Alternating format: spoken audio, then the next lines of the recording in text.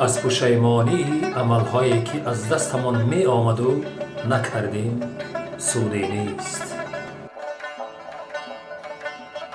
با بد اخلاقان صحبت مکن تا به گناه کردن وادارت نکنند.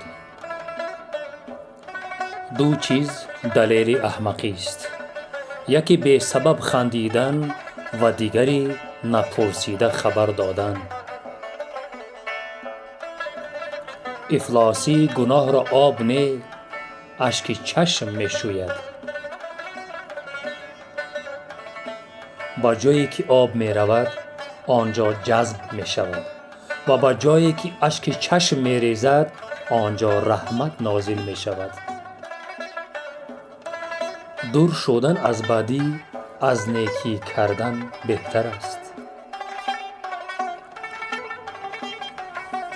شخصی که عیب خود را نمی بیند عیب دیگران را بزرگ می بیند.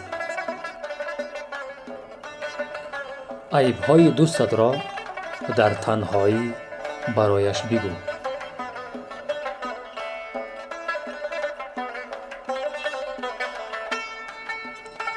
عقل که بطون شد سخن کم می شود.